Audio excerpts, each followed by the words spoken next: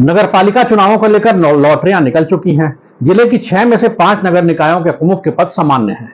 इसमें से भी सिरोही नगर परिषद के सभापति और आबू रोड नगर पालिका के अध्यक्ष का पद सामान्य महिला के लिए आरक्षित है। वहीं शिवगंज, माउंट आबू और पिंडवाड़ा नगर पालिका के सभापति के पद सामान्य के लिए ओपन है। सिरोही और आबू रोड के साथ माउंट आबू भी वो महत्वपूर्ण शहर है जिस पर सबकी नजर है।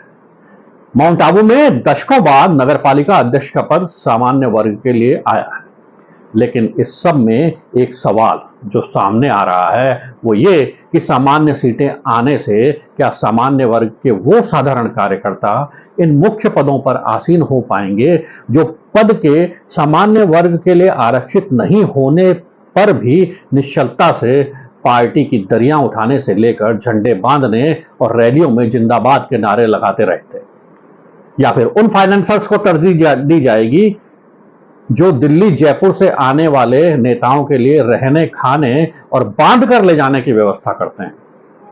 सामान्य वर्ग के सामान्य कार्यकर्ता की जिस जगह सबसे ज्यादा छीछा लेदर और अनदेखी होने की संभावना मानी जा रही है वो जगह है माउंट आबू। फिलहाल आर्थिक रूप से सिरोही की सबसे संपन्न नगर पालिका, यहां पर होटल लॉबी एक्टिवेट है।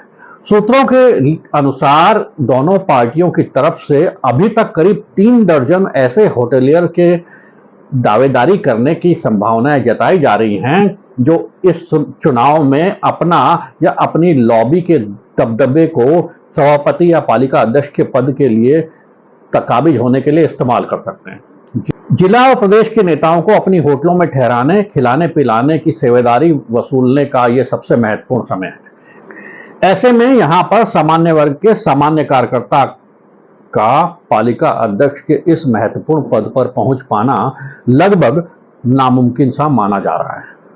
यहां पर अन्य जातियों के पालिका अध्यक्ष होने की स्थिति में भी होटल लॉबी के किसी प्रभावशाली व्यक्ति के प्रभाव में उसके होने के आरोप लगते रहे हैं। दूसरा महत्वपूर्ण आर्थिक शहर है आबू रोड। पार्टी कोई भी हो, जिले और प्रदेश के नेताओं का यहाँ के उद्योगपतियों के यहाँ रुकना, उनके संसाधनों का इस्तेमाल करना आम चलन रहा है। पहले जब होटलों की परंपरा नहीं थी तो यहाँ की फैक्ट्रियों के गेस्ट हाउसों में इन प्रदेश स्तरीय नेताओं का ठहराव होता था, लेकिन यहाँ के उद्योगों से जुड़े बड़े नेताओं की हाजिरी इन गेस्ट हाउसों में तब भी बचती रहती थी। अब होटलों का दौर है, ऐसे में कई होटल मालिक भी राजनीतिक रूप से सक्रिय हैं, तो ये नया वर्ग भी प्रमुख पार्टियों के प्रमुख नेताओं की खातिरदारी में लगे रहे थे।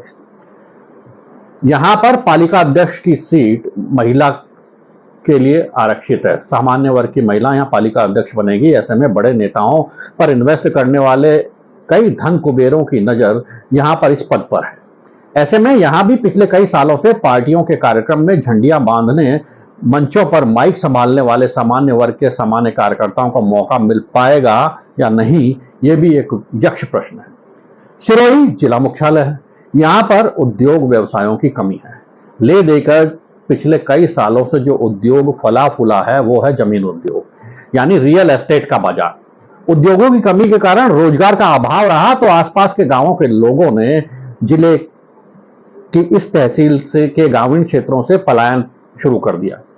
बाहर राज्यों में जाकर पैसा कमाया तो सबसे जरूरी काम उन्होंने जिला मुख्यालय पर जमीन खरीदने का किया, ताकि यदि कभी किसी राज्य में भाषाई या प्रांतीय आधार पर कोई वैमनस्य फैले तो अपनी जगह पर शरण मिल सके।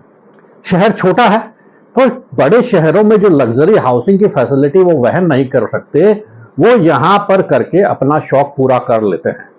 नगर पालिका से नगर परिषद बनने के 2.5 दशक के सफर में सिर्फ एक बार छोड़ दिया जाए तो 5 में से 4 बोर्डों में सिरोही निकाय में निकाय प्रमुख का पद कॉलोनाइजर्स या उनके एम्प्लॉय के कब्जे में रहा है। इस बार यह पद सामान्य महिला के लिए आरक्षित है।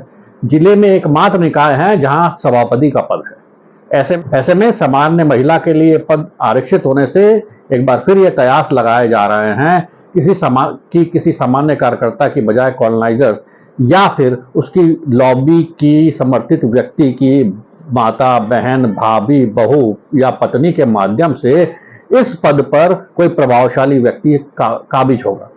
तो जैसे हालात शिवगंज और पिंडवाड़ा नगर निकायों के भी हैं। ऐसे में यहाँ ये देखना है कि कॉलोनाइजर्स और उनके गुट के सामान्य वर्ग के व्यक्ति पद पर आसीन होता है या फिर सामान्य कार्यकर्ता।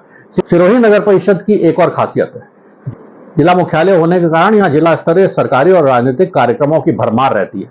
ऐसे में सभापति का पदीय सम्मान जिले के अन्य पालिका अध्यक्षों से ज्यादा हो जाता है। राजनीतिक पार्टियों की भी मजबूरी है ऐसे लोगों को अपने साथ रखने की। समय के साथ हर छोटा चुनाव महंगा होता जा रहा है।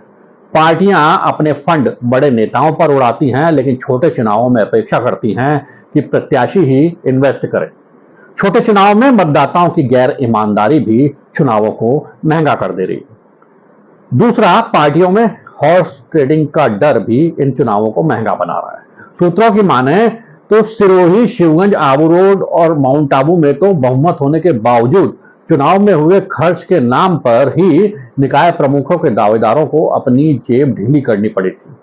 ऐसे में निकाय प्रमुखों के पदों पर धन कुबेरों को प्राथमिकता मिलने के कयास ज्यादा लगाए जा रहे हैं। सिरोही नगर परिषद में तो इसका उदाहरण देखने को भी मिला था। वहां पिछली बार सभापति का पद सामान्य था, लेकिन सामान्य पद के उम्मीदवार बड़ी राजनीतिक पार्टियों की आर्थिक उम्मीदों पर खरे नहीं उतर सके। यही स्थिति 2014 के चुनाव में भी थी, जब सभापति का पद ओबीसी के लिए आरक्षित था। दूसरा प्रत्याशी पार्टी की उम्मीदों पर खरा नहीं उतर पाया, तो फिर से कॉलोनाइजर्स को यह पद दिया गया। मंडार पहली बार निकाय बना है, वहां कैसा ट्रेंड है या रहेगा ये अब पता चलेगा। इन हालातों में जब मतदाता, पार्षद और निकाय प्रमुख जनहित की जगह आर्थिक हितों को तवज्जो दे रहे हैं, तो 5 साल सेवा की जगह आम मतदाता को धक्के मिलना स्वाभाविक है। धन्यवाद।